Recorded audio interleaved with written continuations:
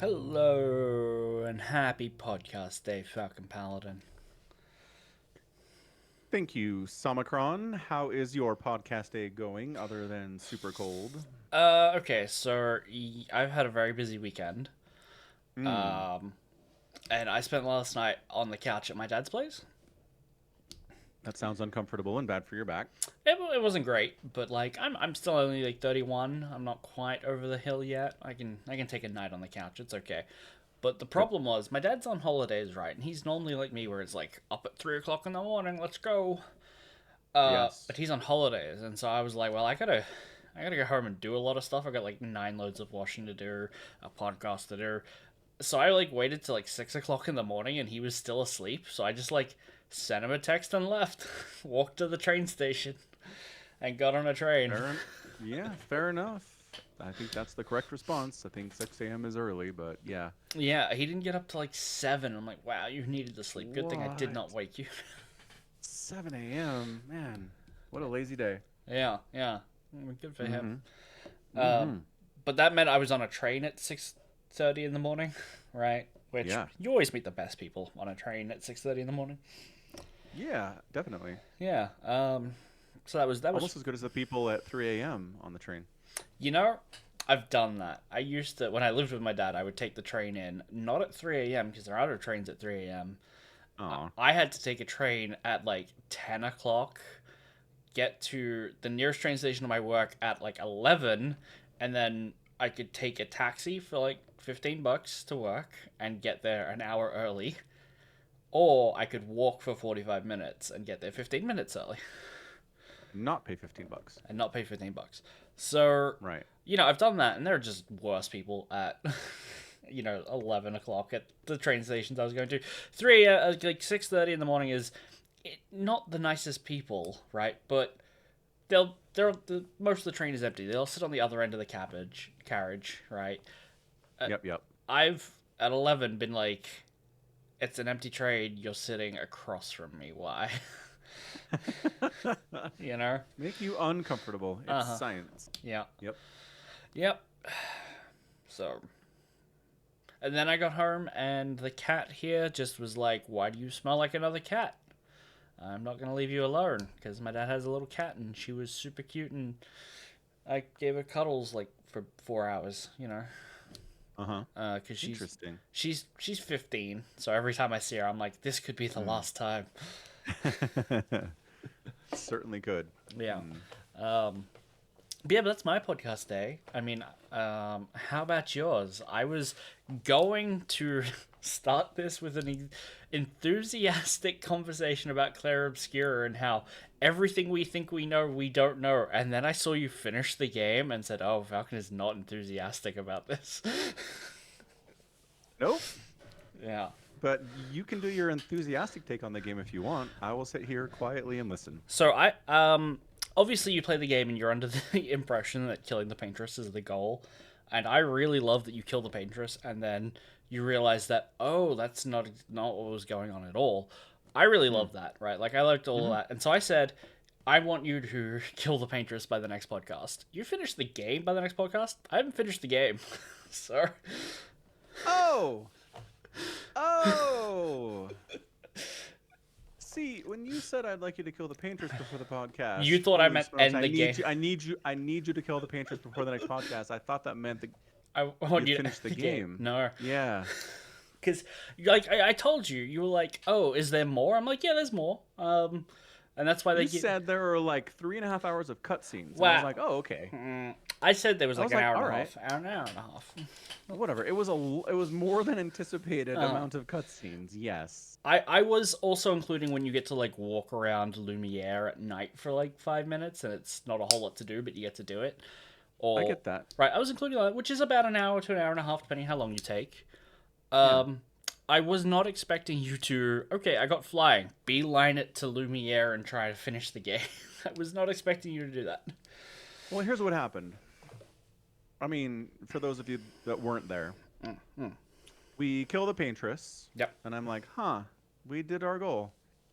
The game's probably over. And the game's like, it is Not not over. over. Now Yep. SKA can fly. And I was like, oh, good. I do want SKA to fly.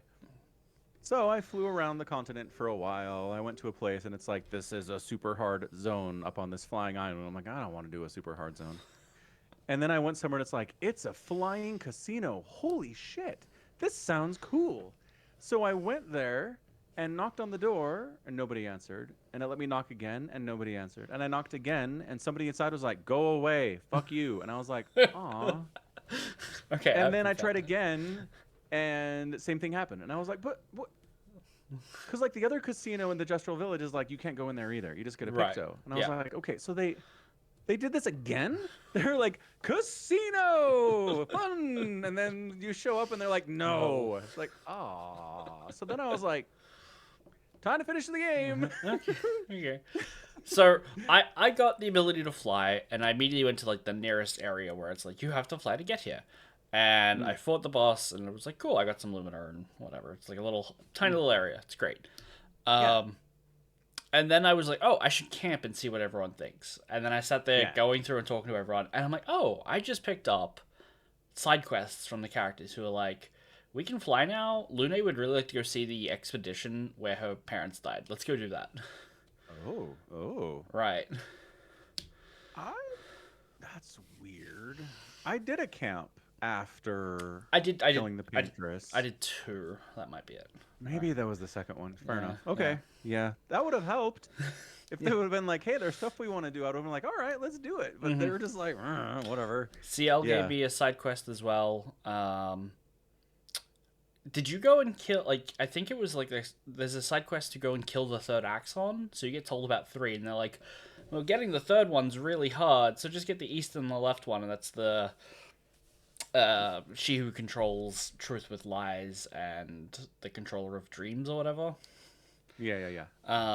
Those are the 2 that you go do for the story, but you're told there's a 3rd one. CL gives you a plot quest to go and do the 3rd one now, and it's like, okay, well, better go get climbing now.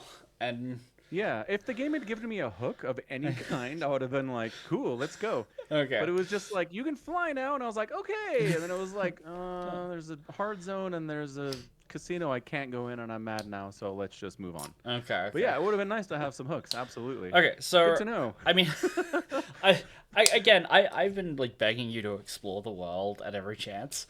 Yeah.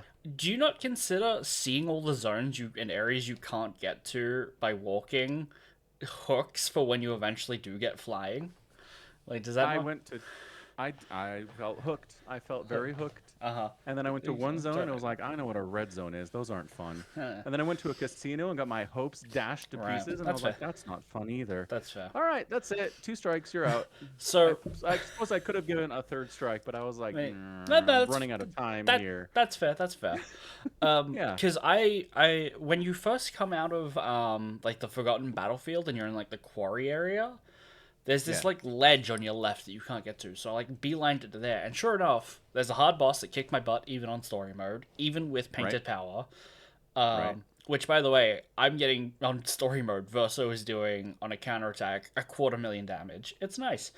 That's a lot of zeros. Yeah, I'm still not good at parrying, but hey, there was a story journal there, and it's one of the named ones. So at the bottom of the journal page, there's one from Julie and one from Simon. And it was Julie writing a journal about how she saw Verso get, like, cut in half, and he's lying about it. He's like, oh, no, it just grazed me. It blew off my clothes and bruised me. And she's like, no. I know what I saw, and I'm not gonna, like, nobody expects a traitor, you know, until it's too late. I need to, like, get on top of this now. And it's, like, her planning to capture, torture, and interrogate Verso and Renoir. Amazing. What a plan. Yeah. So that's interesting. So that expedition, Verso didn't tell them he was immortal. He was just like, I'm just like you. And then he gets cut in half, and this lady's like, what the hell? Got it. Right. And then later he's like, maybe I should be upfront about this from now on. Maybe. Well, I mean, Verso we also know switches allegiances, basically, from what we figure out. So at the time, he was, like, hanging out with Renoir, being like, they keep saying, like, there's a line in it that's like, they keep saying, him and his father, that the Paintress is not the enemy. She's, like, the solution. And it's like, oh, okay, get right, because they were made by the Paintress to, like, because the Paintress is protecting people. And I really love that switch. But I guess you don't because it's a Star Trek episode where we're all in a holodeck. Do you want to get like super overall meta with this thing, or do you want to talk about plot points for a minute? I mean, On its own, I do like the idea that we assume the paintress is murdering everybody with the gommage.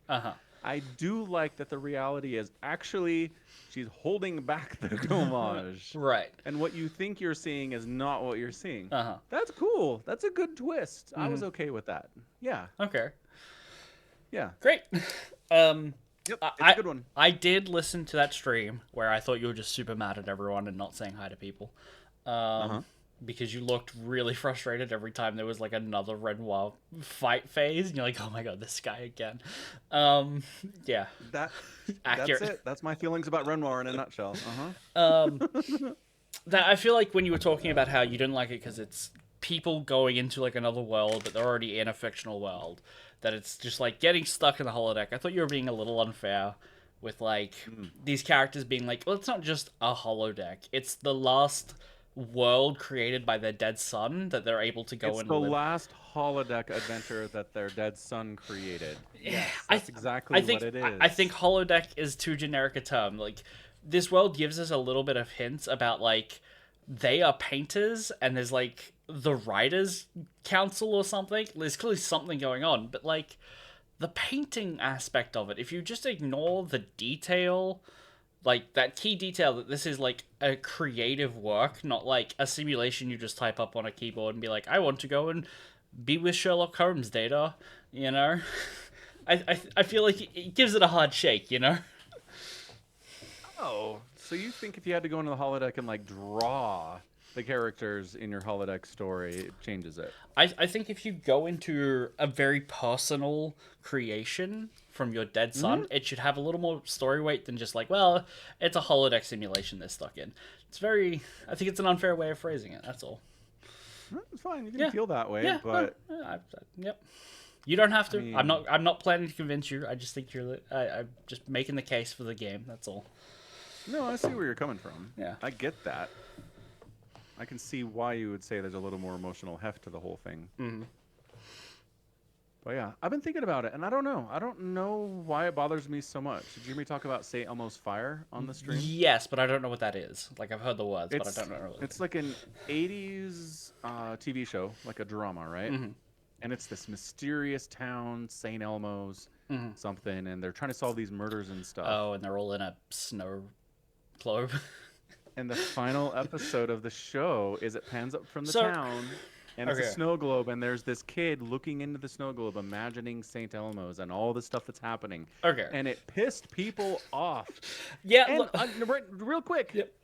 I don't fully understand why. It pisses me off, but I don't know why it pisses me off so much. Okay. Let me take a stab at this, which is they decided to wrap up their entire show with like it was all this kid's imagination. Nothing mattered. This kid does not matter. You don't know who this kid is, right? Right. See, but again, yes. But again, it's St. Elmo's Fire, the TV show, is made up. Like, yeah, no. I get that. It is fake. Like, why do I care if they're like, it's an imagination of this kid? You know what I mean? Because that's just a cop out, right? They're like, oh, nothing. Like, in Clair Obscura, it's like, okay, yes, this is all Verso's imagination. It's his world, and it's been fractured by Renoir and Aline fighting over it, right? Trying to kick each other out. But that's not like nothing mattered at the end, show's over. That's very different where they're like, this is a plot point, a narrative device that enables the conflict in the story to progress, not just like, how do we wrap this up? Oh, it was just a painting.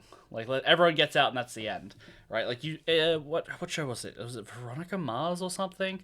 That it was like, oh, in that last season, it was all a dream. Oh, Life on Mars. Veronica Mars I think it was Life on Mars. Life on Mars. Yeah. Life on Mars. Yeah, that Mars. Yeah. Yeah. You're absolutely right. Yep. And that pissed people off too. That's why, because they just copped out of everything they did.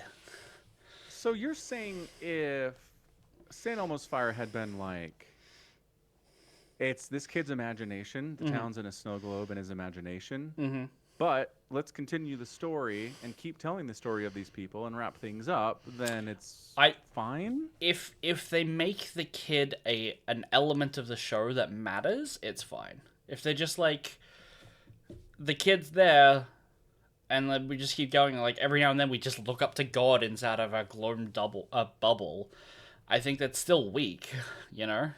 Yeah, yeah, that is weak.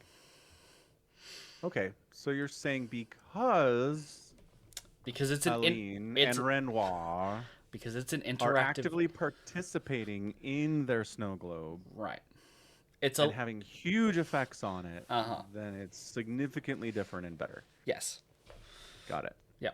You don't have to agree, Okay. but I understand Okay. why you don't watch any isekai anime. Where because it's like, I'm a fictional character. Let me get into a video game. And you're like, I'm out. These characters aren't real either. Well, but Gate, right? Yeah. Okay. Yeah. So Gate's fine. Gate's fine. That's true. You're not interested in the Yeah. sequel though.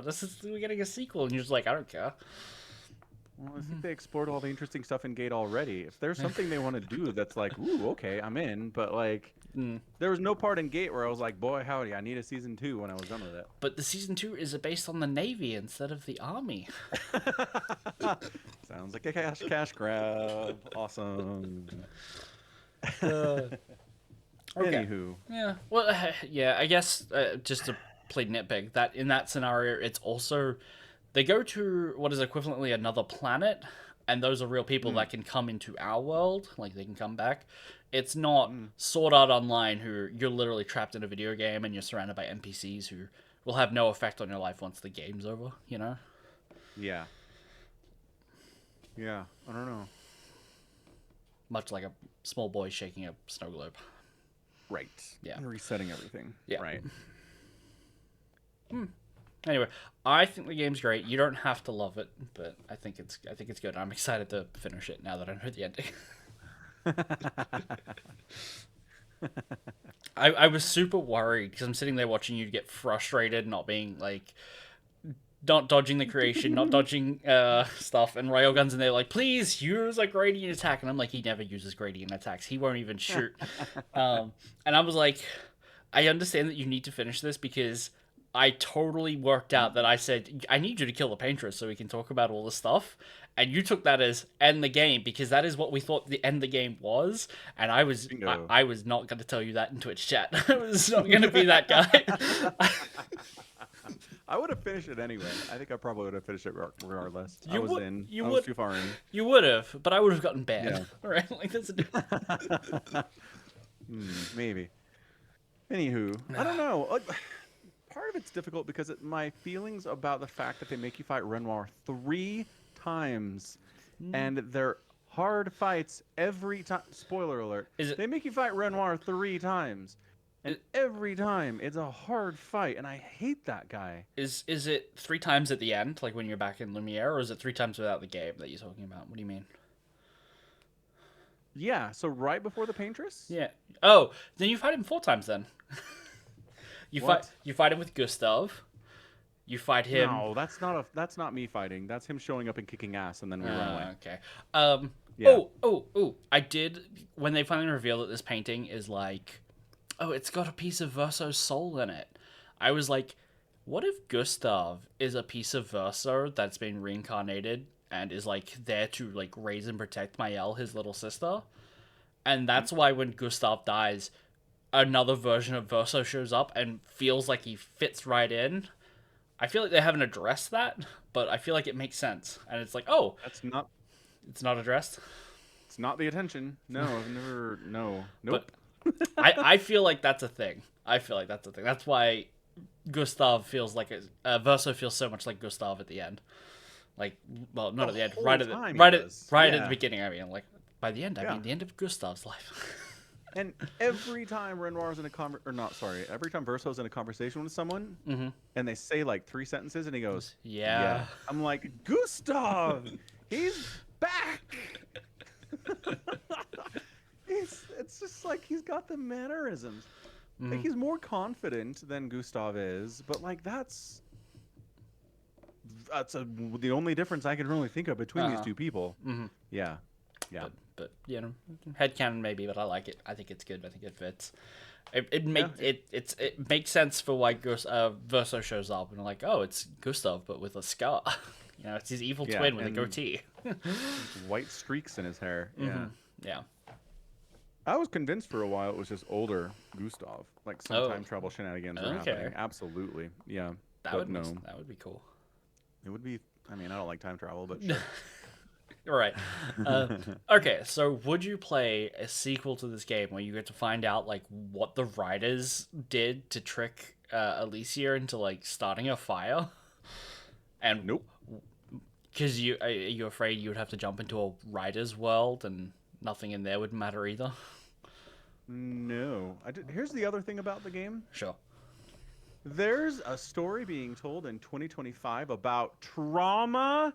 No way! Holy cow! It's not like every story in 2025 that's coming out is about trauma some way or other. I don't think that's true. It's not every one, but so frequent. It is becoming tropey at this point that everyone's dealing with their past trauma and how it's affecting them now, and the therapy talk and explaining feelings. And it's like, okay, look, I get it. But man, like your kid died in a fire decades ago. Was it? If you're still immersing yourself in a world where he's alive because you can't let him go, you are in a bad place, man. And that's the whole thing. Alina's in a bad place. She can't let him go. Do we know how long Verso's been dead? Like, we know that they were in they were in the painting for 67 years, but does that mean that it was 67 years on the outside? It's a good point. I don't know. Yeah, because we do see at the end, we see Verso's like real grave, and he died. I think it's in French, but it's the 33rd of December, 1905. Okay. But we don't know what year it is now, and also 33rd. Yeah, that's weird. Yeah. No. So. I'm just saying. No sequels.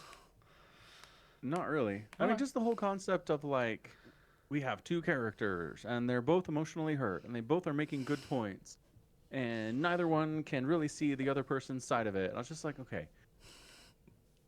There's this whole Renoir Alicia argument that goes on a bunch. And it's like, okay, I hate both of you. I just want this to be over. Can we just have somebody win? And the game's like, no, we're going to do it again. And it's like, oh my gosh. Why? Why, when we defeated Renoir the first time, couldn't we just kill him? Why not? He's immortal. Well, put him in a cage or something. Like, seriously. You have to fight him 2 more times after that. He has the ability to make portals and escape. Also, we do fight, just to clarify, we do fight 2 different versions of Renoir. Like, the guy who shows up on the beach is a creation of the paintress, and then the other Renoir we fight is the real Renoir. So it's like, okay, you killed one, the other one's still out there. You put one in a cage, the other one, you still gotta fight him. That's true. It doesn't even solve the problem. 2 cages. That's true. 2 cages. Yes. More cages, always better. Yeah. I don't know. I can't get past the fact that, like, at the end of the game, it's like the holodeck created version of your son is talking to your daughter, who is basically stealing the identity of another holodeck creation. And they're having a conversation about whether or not they should end the holodeck program for good or not. Sure. And I'm like, Star Trek episode. Like, that's entirely Star Trek episode. There'd be some great talks about grief, and Captain Picard would be there sharing some of his life experiences and wisdom, and that would be the question at the end of it is, should this person remain in this holodeck, clinging to the last vestiges of the brother they know, and being given a body which is healthy and can talk and live, and it's better than living outside the holodeck for her. So who's right here? And that's Well, the moral conundrum. right. And then we go to commercial break. Then we come back and a decision is made. Okay. So I see your point. But Yeah. I will make a counter argument here, which is, Verso in the painting very expressly doesn't believe that he is Verso anymore. So even if Yeah. Alicia sticks around as Mael and is like, I like it here, my brother's here, I've got a voice here, she is explicitly sticking around with someone who does not believe he is the reason she should stay, right? Yes. Correct. Um, But so she still has other friends. She has Lune. She has Eskie. She's like hanging out with CL for some reason. and Yeah. that caught me off guard, but yeah, it's funny. But what I will say is, instead of like Captain Picard coming down and having a deep, heartfelt conversation, we're given a story where the ability to kick someone out of the hologram or the holodeck is done by force. Like, it's Yeah. the ultimate authority here is not whether or not it's right that she should be allowed to hang out in here because she might lose herself and turn into the Paintress, right? It's, can she be stopped? You know, are the gods in this world fallible? Turns out they are. You know, They are. I love that bit of conversation between Verso and Alicia at the end, where he's like, "I know you lied," because she's like, I can go into, I can be in the painting and then just be there for a while and then I'll come back." And he's like, "I know you're lying." And she's like, "What?" It's like, and Dad knows you're lying too. And he's like, "Ah, shit." right? Yeah, her plan is to stay there forever and lose herself in the painting. Yeah. But like, even Verso, fake Verso, knows that like kicking her out. I don't even know that he's kicking her out because it's the right thing for her. He's kicking her out so he can free what's left of actual Verso, who's stuck creating the world perpetually as like a, I don't know, a power source. You know? Yeah, that I did not understand. I don't understand what little kid is exactly. I know it represents the last remaining piece of Verso, but like, what is that? Yeah, Yeah. It's magic bullshit. It's warp fuckery. Yeah. You know? yeah, it is. It is, but like, I don't know. I feel like it takes a much more directive stand of like, hey, these characters who have vested interests aren't going to sit down and listen to a moral authority and captain, and Right. you know, it's different from Star Trek. Even though I haven't seen Star Trek, so I'm just talking out my ass a little bit. But you know, Yeah, no, you're right. It generally doesn't come down to, okay, now we're gonna fight to the death, and whoever wins was right. right? Not really Star Trek's way of doing things. No.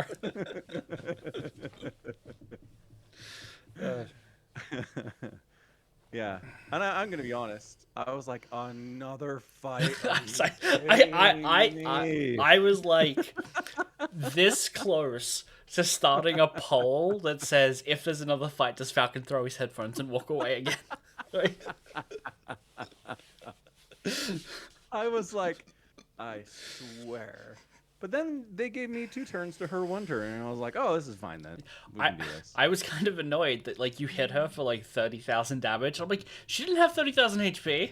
What's up with that? I had the same thought. I looked up and I was like, what the? But then they gave me 2 turns to her 1, and I was like, well, that's not a problem then. We're fine. Yeah.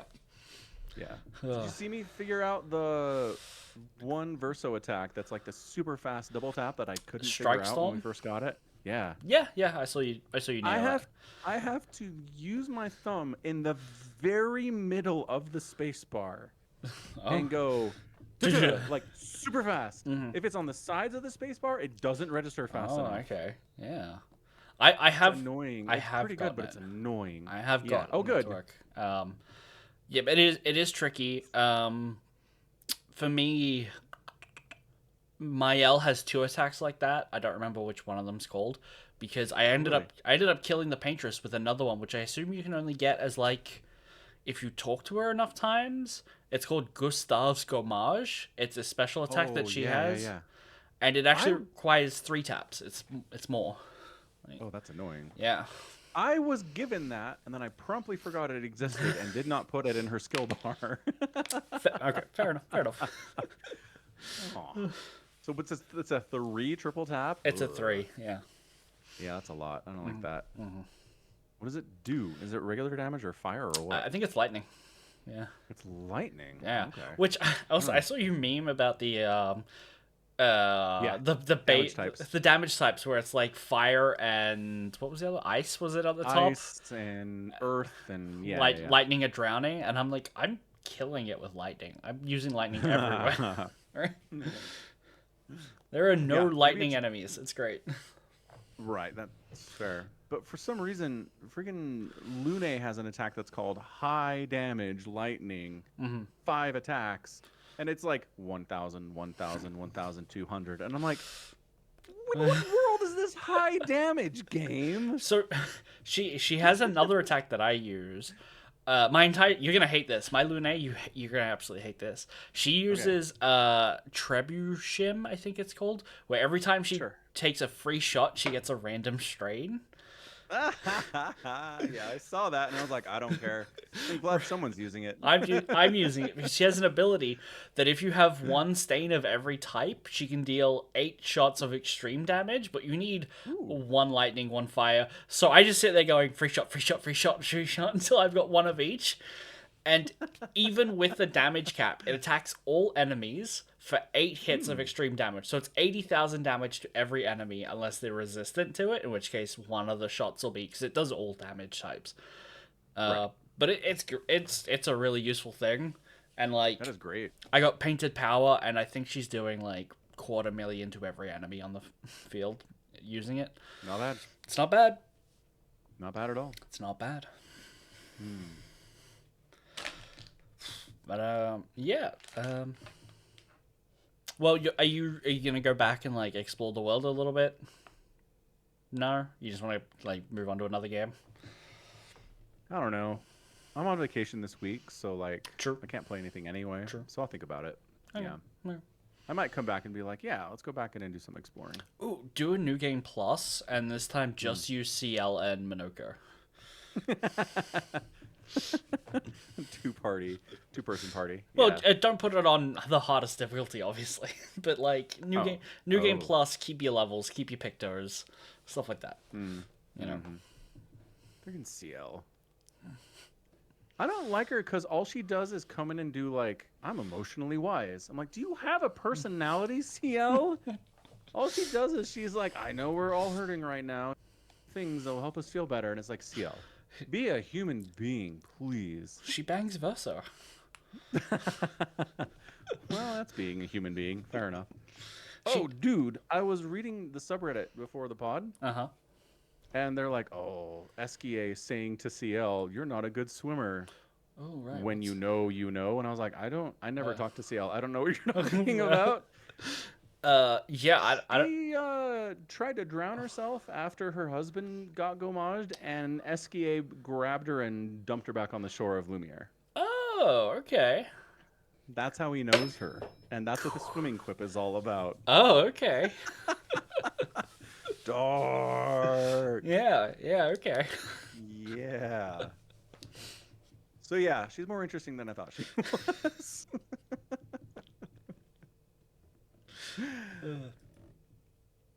Oh man. Yeah. Fair enough. I don't think I have anything else to say about it. I just need to think about this. I need to think about why it bothers me so much. As soon as the game was like, they are creations, I was like, I'm out. All my emotional investment is gone immediately. It wasn't even like a conscious thought. It was just like, it just sucked away from my soul. You just like turtle shelled up. Yeah. That's sad. I'll think about it. We'll talk about it next week. I don't know. I think there's a really great parallel there, that they have emotional investments in fictional characters while we're having emotional investment with fictional characters. It's a commentary on us, Falcon. I'm sure it is. I'm sure it is. Okay, Warhammer time? Warhammer time. Warhammer time. Did you finish the book? I did. Can you believe it? For the first time ever, I came to the podcast and I'd read the book. Hey man, you're gonna be on holiday next week. How do I know you'll finish the next one? You know, there's gonna be a time where it happens. Dude, I'm gonna be in a house with like 40 other people of extended in-laws and cousins and nephews and stuff. I'll be motivated to read the book at points. Let me tell you that much. Okay, well, what did we read this time? We'll be fine. What did we read this time? The Hollow Mountain. And you know what's in the Hollow Mountain? Space. Because it's hollow. You got it. That's the one. Nailed it. We went to the Hollow Mountain, in the Hollow Mountain. We did. It's not hard. It's the same author, even. It is. It's almost like it's a series. Does he actually? Hold on. Do you think they get to choose their own titles? Because I know that newspaper writers don't get to choose their own headlines a lot of the time. I would assume they have a lot of input. Yeah, I hope. I mean, I think so. I would think so. Okay. Yeah. Anywho, Hollow Mountain. Hollow Mountain. We continue the plots of Erasmus Crowell and Spinoza as they dig up information on the for the Inquisition. They are the Inquisition, but it's about the High Lords and their plots to bring a Xenos to the throne.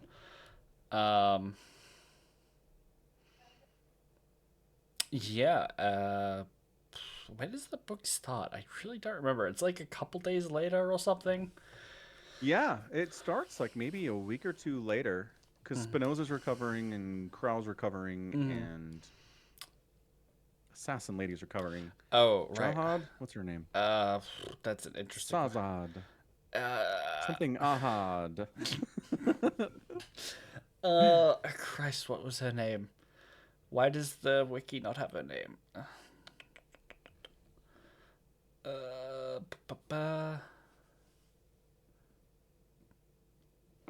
Kazad. Got it. Yep. Nia Kazad. Kazad? Kazad. Kazad. Kazad. Sure, one of those. Yep. Kazad. Kazad's recovering. Yeah, so it's like a couple weeks, and then they're like, all right, everyone's back up. What are we going to do? And Crowell's like, I am an inquisitor. I'm going to obsessively hunt this loose thread down if it kills me. And I'm like, that tracks. That's what inquisitors do. Every inquisitor I've ever known this exact way. So yeah, good on you, man. You do what you were built to do. There is a running thread of him coming across someone who's like a lead, and he's like, look, there's still a chance for you to repent. Tell me what you know, and it'll be okay in the eyes of the throne. And they're like, I'd rather die. Every time.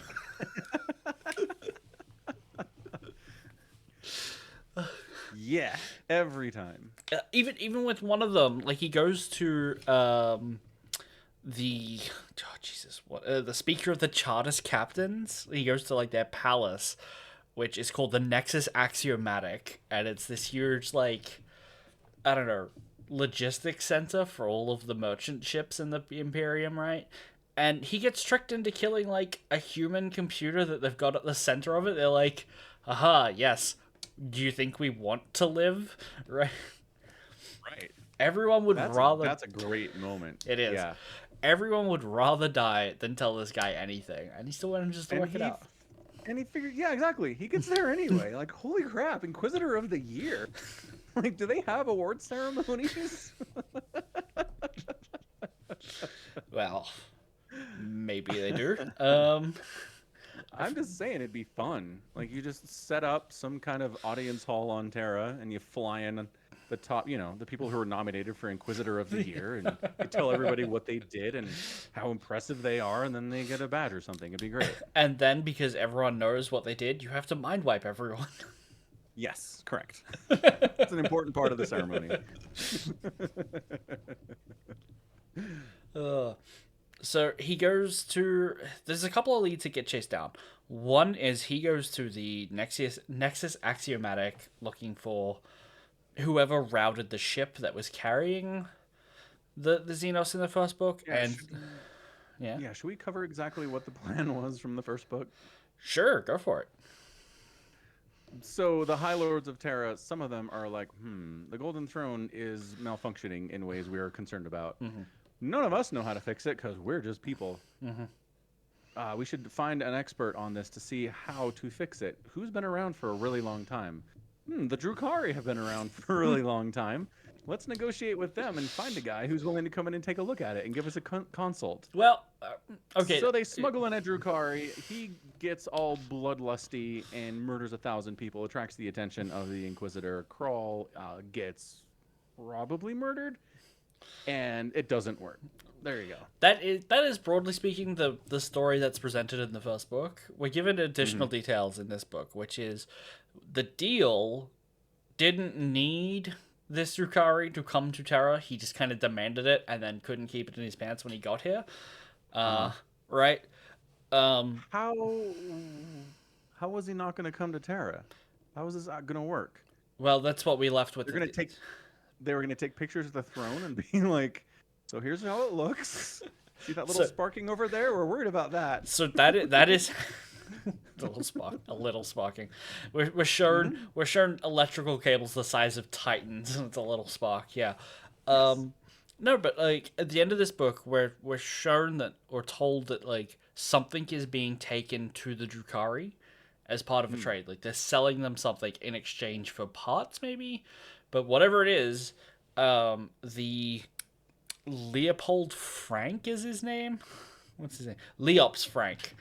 The master of the Astronomicon's like, look, deal's done. The guy didn't need to come. He just kind of insisted. Doesn't matter if he failed when he was here. That's right. Doesn't mean anything. So apparently, Drukari didn't need to come at all.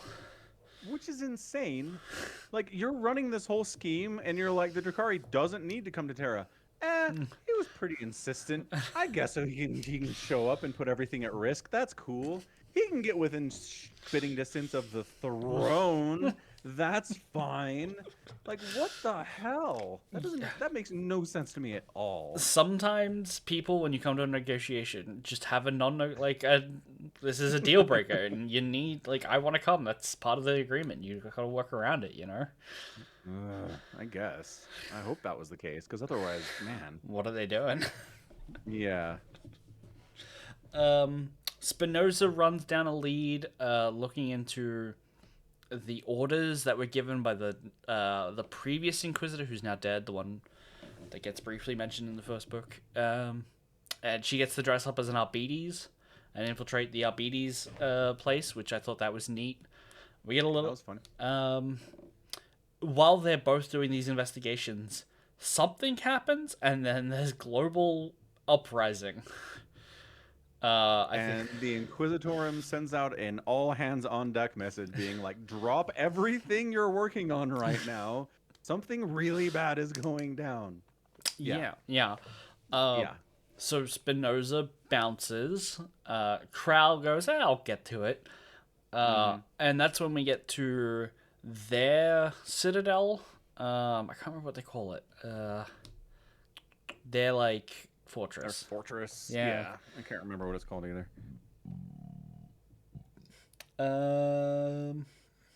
Yeah. Can't remember what it's called. I don't think it matters. But their fortress is under attack because the captain of the stormtroopers also was like pulling in a dead body and was like, let's cut the red wire. And the red wire was the wrong wire. Yeah. And so, even with, like, mass civilian uprising, they somehow managed to get an army all the way across and right into this guy's base, like, immediately. There's, like, some proxy shenanigans going on, I swear. But we get possibly the saddest scenes where the young slave girl, or, like, serving girl that Spinoza befriended in the first book is like, my mistress will thank me for, like, keeping all these details. Hey, what are these little nozzles on the roof? They seem to be opening. I better make sure. She'll want to know, because it'll be a big service, and it's releasing nerve gas to kill all the invaders and 1/3 of the Citadel's population. And she's like, I feel sick, but it's probably the nutrient gruel I had for breakfast. You know? It's like, yes, she's like the most innocent, saddest character in like the history of 40K, man. Uh-huh. This poor little serving girl. Yeah. Poor poor And in thing. her very last moments, all she can think of is like, "I'm helping Spinoza. She's so great." And I'm like, "Ooh." And then it cuts to her with her gloved hand pushing the canister activation button, being like, "Well, I don't want to, but I've got to do this." And it's, oh, Chris, why are you doing this to me? Because it's a 40K book. It's like, I gotta do it. It's It is. 40K. It is. Yep. Also, the woman who's like chained up in the basement and in charge of all the information as a savant, she gets nerve gas, but she knows what it is, and she's like, "Who ordered this? Why?" Yep. And Well, I mean, she's aware that the Citadel is under attack, and she's trying to defend it with her little servitors, so she has a pretty good idea of what's going on. true, her servitors, by the way, Yeah. who are not equipped for combat, but she's been like meddling with their programming, even enough to make one smile. Isn't that so sweet? Nerve gas them. Yeah. Well, smile is the technical term, maybe. She's even like, not really a smile, it's more like a grimace like this, but it's different. It's different. He doesn't have any teeth, but it's the attempts there. Good old Huck. Yep. I remembered Huck, the Protoss player from StarCraft 2, while I was reading this one. I was like, Huck seems familiar. What's Huck? Huck is a Canadian Right. Protoss from like Right. early StarCraft 2. Yeah. Yeah. Anyway. Yep. So then what happens? Crowd gets back. He's mad at everyone for killing all of his people. Even in But self-defense. also, yeah. But also mad that his Citadel got assaulted. True.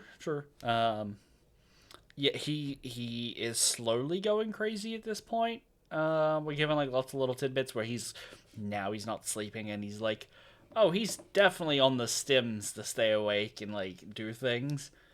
Yep. He goes down into the archive and finds a Yeah. book that he's Yeah. like, well, I gotta translate this. Was I listening to this right? Because I was listening to this while watching you play Claire Obscura. But was it the Old Testament? Is that what he described it as? I swear, could you Google for the word Testament in that? Yeah, Not Google. yeah. Search for it, like Control F. No, I know what you mean. Yeah. I didn't pick up on that, but I swear I heard the word Old Testament. That's... Nope. Nope. Testament is not in this book. Okay. I must have I just missed remember it's like if another Inquisitor knew I had this book, Right, it would right, be like- going away. that. Toe would have shot him on the spot for having it, Yeah, yeah.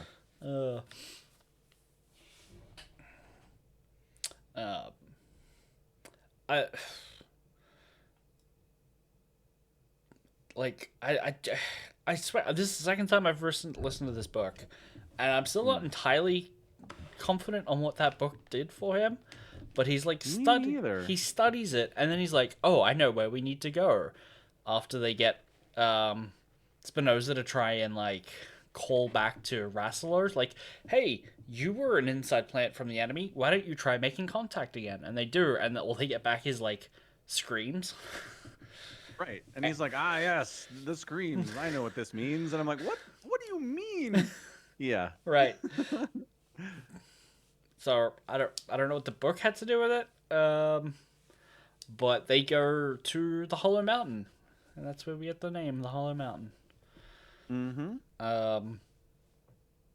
It's not great there. They have to shoot their way in because everyone has been possessed by demons. Or murdered by possessed people, yes. Lots of Right. that happening. Lots of that happening. They have to Yeah, fight. I mean, honestly, the first time when they're like, what's going on? Oh. Why are all these dead bodies here? And the first time it's like, oh shit, it's a psyker that's gone crazy. Everyone's dead. And then they weren't all dead. And I was like, oh, okay, cool. A low level one then. We're good. At first they were like, it's a child, hold your fire. And then it's like dragging something, and they're like, oh, it's dragging the body of another child, and its cranium is enlarged. Isn't that fun? Yeah, that was great. They're like, we don't know if this one's nuts yet. And then the book's like, it's dragging something. And I'm like, shoot it! Shoot it now! Shoot first, inquisitize later. 100%. So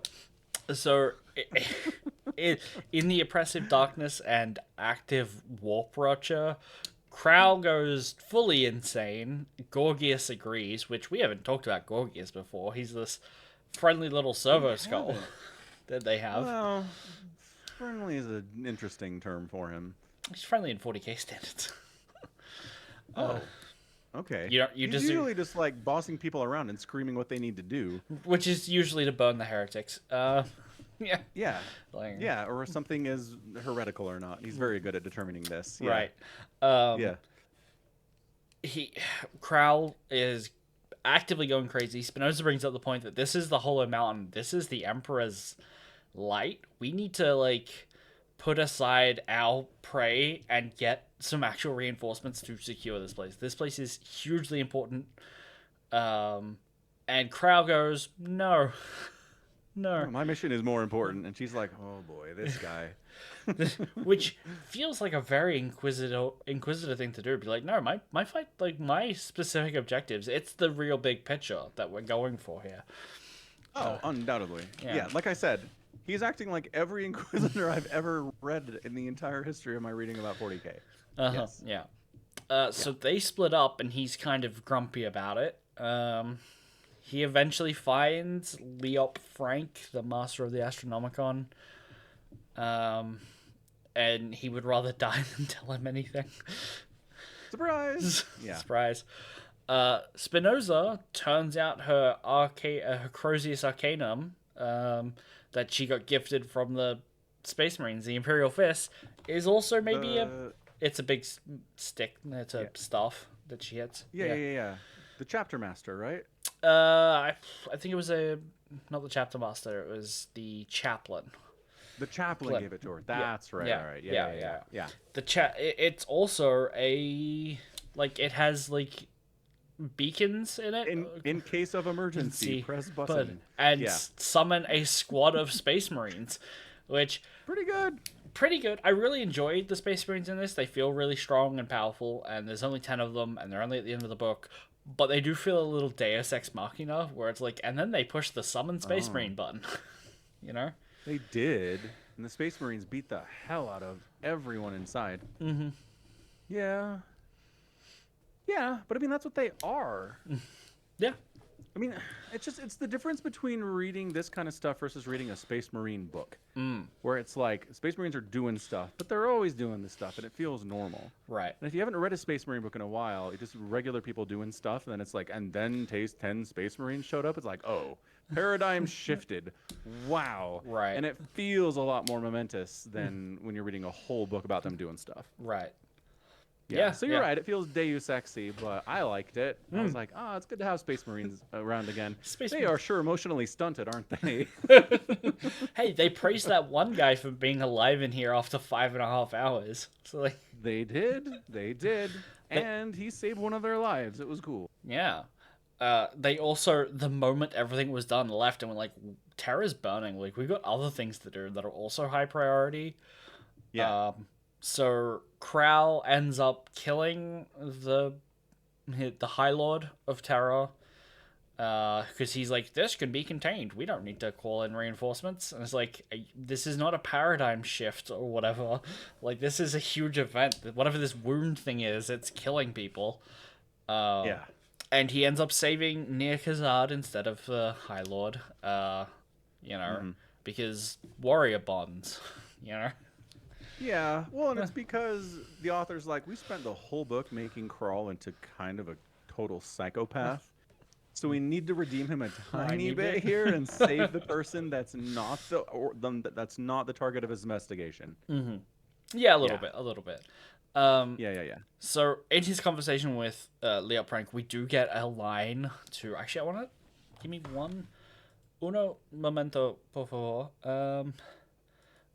The other book is also by Chris Wraight. Okay, so Chris Wraight is dropping another link to another book that he wrote that's set at the same time in the same place, but just isn't this book, which is, he says, we almost passed the law to change something that's been that way for 10,000 years, right? And that's a direct reference to another thing that we will read about eventually.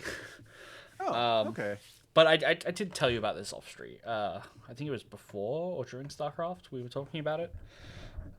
So you could work it out if you tried, but if you don't remember, I won't blame you. Fair enough. Yeah. And with that, I like the yeah. Go ahead. I just had one thing about the when Crawl is talking to the High Lord, and he's like, "So everyone went crazy," and the guy's like, "This happens every once in a while. It's like every so often all the psychers go nuts and everyone dies, and then we bring in more psychers and it's fine." And I was like, "Holy crap!" It's the cost of doing business. Because the book's like, and everyone's dead, and there's blood all over the walls, and there's random psychers tearing people apart with their brains. And this guy's like, about every 6 months this goes down. This is terror. Like, yeah. This might be the most important day of your career. This is a Tuesday in mine. 100%. Oh, it was good. It was really good. So at the end, basically, everyone goes back to their citadel, which has been kind of made secure. They kind of rest up. Krell is now less crazy that he's out of the warp environment, I mean, who among us, honestly? Yeah, who hasn't been there? Yeah. He kind of agrees that Spinoza was right, that, like, yeah, securing the Hollow Mountain was probably more important, but also I'm the Inquisitor, and you can't be an open revolt. You can't disobey what I say. So I don't want to punish you because you were right, and you did a great service to the Emperor, so I'm just going to take off. Yeah. I'm going to leave everyone behind. I have some stuff to do. Bye. Bye. Yeah. Yeah. Like he can't reconcile what happened. Yeah. Which is, I get it. From an Inquisitor perspective, I totally get it. Right. Where he's coming from. Yeah. He is someone whose, like, authority has to be absolute, and this is clearly showing that, it's not, even if it was wrong, it's not absolute, Yep. And so he goes and, like, visits his friend that he visited at the start of the book. Trying to get some information from him. And he warned his friend, don't go digging into this totally hypothetical scenario about bringing a Xenos to a hive city. Not Terra, just some random hive city. Don't worry about it. And he kept digging, and his citadel was also laid waste. But he left him a message, and that's the clue in for the next book. Yeah. Yeah. And I was like, that's what the next book's about. Got it. Yeah. Yeah. Yep. One thing about Krull, real quick, it's interesting because, yes, he does need absolute authority, right? From an inquisitorial perspective, he needs to be the decision maker. But also, on the other side of the coin, he's not interested in punishing his underbeings for really anything, right? Because they're like, we screwed up, and the Citadel kind of got invaded, and everyone died. And Spinoza and the other dude are like, they're ready to be like, we will punish ourselves. And he's like, we don't have time for this. Yeah. Like, I need everyone on deck. So don't worry about it, right? Yeah, there's definitely a point there where it feels like having a third of the Citadel's complement be killed by nerve gas breaks him a little. And he is like, damn you both. Like, it feels like we're mad about it. Yeah, because, like, Spinoza fails in the first book, and he's like, look, if you want to set yourself some penance, you do you, sister. Like, I'm not gonna do it. Please stop calling me Lord. Here, he's like, damn you both. And they're like, well, we're prepared to he's like, don't you even talk about resignations or punishment. We don't have enough people left. I feel like he's being expedient there because he needs people, not that he doesn't want to punish them in that moment. He does, but I don't know. Like, if there's the invasion, and it's just the people who get shot by the invaders that die instead of the gas that kills a third of the inhabitants, right? So it's bad, but it's not as bad. Is he like, all right, now I'm dismissing you, Spinoza? You know what I mean? Ooh. Well, I think at that point, it's not Spinoza that gets dismissed. It's his Captain of the Storm. Yeah, I want to say Hagain. No, Reeves. Right? Hagain is the sergeant that hangs out with Spinoza, who he, like, goes undercover with her into the RBD sanctum. Oh, right. It's Reeves who brings the body back and is like, You didn't think that maybe it was a trap, and he's like, well, his internal monologue is like, I'm not going to tell him that this entire started because he brought bodies back in here himself. Like, he's being a Yeah. total hypocrite about it on top of everything. Mm-hmm. So maybe he's like, well, we still have most of our forces. I don't really need you. You're an exceptionally loyal guy, but maybe lobotomization and servitorization is required. Maybe that's acceptable. In order. Yeah. Yeah. Yeah. Maybe. Ugh. Yeah. I did like too. There's a little moment where he's like, "So we brought a body back, and it was booby trapped." And Crawl's like, the internal like dampening, like all the security we have to keep signals from getting out didn't stop it. What the hell? Like he's surprised. He's like, Right. whatever this was big deal, serious tech. Mm-hmm. Yeah. So, right. Basically, that just indicates he's done this before, but the internal security has caught the signal before it went out. Yeah, or Right? he's just surprised that there's something out there that can crack standard inquisitorial security measures. Right. Right. Yeah. Yeah, and that's a big clue about who it was. Yeah. Not Well, a lot of people yeah. on top of standard inquisitorial security in the Imperium. That's true, but we did already know he was like hunting High Lords of Terra, which Right. But I mean about exactly who attacked the Citadel. Yeah. Because the people they sent were basically brainwashed. right. They didn't know what they were doing. They didn't even know their objectives. They're like, capture the Master of the Citadel, if not, burn it to the ground. Like, where would you take him if you got it? I'm like, I don't know. Above my pay grade. Yeah. Ugh, bad stuff. Bad stuff. Gross stuff. Yeah. So I think that's kind of it for the book. That's it. Mm-hmm. I really like it. It's a very middle story. There's less of a payoff. Like, we captured the Xenos and killed it. This is Krau's off doing his own thing. We know he needs to be medicated, so what he's gonna look like in the next book is horrific. Like, just to start picturing, like, what's going on here. The state of Terra. There's a wound across a large portion of the galaxy. Yeah, we lost Cadia. That stuns Krau for a bit. Yeah, we get told about that. Yeah, that was huge. Yeah, so we're firmly going into the Noctis Aeterna. It's a term you'll probably learn about at some point, where they believe. How much do I want to say versus what's, because it's like stuff that's known in other books, so it's not really a spoiler if I say it here, but it's the Cicatrix Maledictum. It's the Eye of Terror opening because Cadia is destroyed, right? Right. One of the things that goes wrong is the Astronomicon goes out, and like that's what we've seen here. Everyone in the Hollow Mountain dies. They have to get new people in to run it, but it also goes out. Like, there's no lighthouse in hell anymore to run ships by. And the people on Terra start rioting. They know something's up. The Cleopatra Arx has this doctrine of being like, we should only focus on defending and keeping control of the palace and the area around it. So that's what that call is in this book. They let the rest of Terra just fall into rioting. And they don't know if it's going to end. So they call it the Noctis Aeterna, which is just, I guess, Latin for eternal night or something. Yep, that sounds about right. Yeah. Yeah. Bad times. Super bad times. Yeah. And the next book is called The Dark City. The Dark City. Yeah. Sure hope there's a dark city in this one. I mean, they wouldn't do that to you. They've already done it.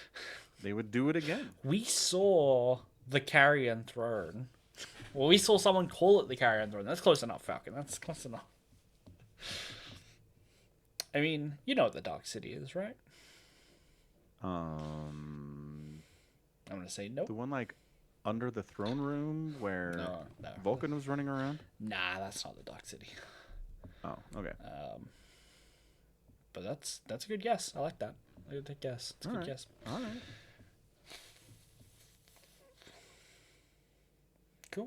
So I guess that's it. And got it. Got it? That's it. I think that's it. Yeah. Awesome sauce. Be back next week with more. Yeah, yeah. Omicron will have finished Expedition 33 by then. Well, maybe. There's kind of a lot to play around and explore to. Like, I've got a whole new axis of exploration to go, you know? That's true. Yep. That is true. And all the underwater stuff. All right. Oh, man. So much. Mm-hmm. It's like a whole other game. So much. It is. It is like a whole nother game. All right. Maybe not then. Anyway, that's going to be it from us today. I will side with you that they should not have, after you kill the paintress, call it epilogue. They should have called it Act 3. Right? Because that sets the tone for like what the stage of the game is. There is an Act 3 screen. Oh, there is. Okay, they go to epilogue after first. It says epilogue. Yeah. And then they do another epilogue. And then they take an epilogue and they reverse it. The French. That's okay. That one last thing about Expedition 33. Yep. I just feel like they could have given us a little bit more about what was going on in the story before we killed the paintress. That's it. Just a little bit more of what's happening, just a tiny bit, because I was so utterly lost about what was going on from top to bottom. What would you have liked to know? Because obviously I found more journal logs than I think you did. So there might be more story before we kill the paintress that you just miss, and it's like I can agree that it should have made it a little less optional. And because that context would be useful, but like, what could they have told you more before killing the paintress? Because we get a lot of like Eski and Minoko know things and they're not telling people, and Verso's like, don't tell them anything, Eski, and he's like, my mum's the word. Right. Yeah. I guess the problem is you can't really explain it without being like it's a holodeck simulation, and that kind of. You wanted the plot twist to annoy you much sooner, so you could know to put the game down. Maybe I did. Yeah, fair enough. Yeah. I don't know. I'll think about it. Yep, have a think. All right, sounds good. All right, so that's going to be it from us. This has been Falcon Paladin and Somicron coming at you with yet another edition of the Falcon Paladin Hour, streamed live at twitch.tv/Somicron. Also, VODs go to youtube.com/@Somicron if you're more of a YouTube guy or gal. You can also support the pod by going to patreon.com/Somicron or by buying merch at falconpaladin.store. So, that's the list of the things. Thanks for hanging out. Thanks for being here. We'll catch you next week. And until then, stay safe and healthy, and you take care of yourself. Bye. Bye-bye. Bye-bye.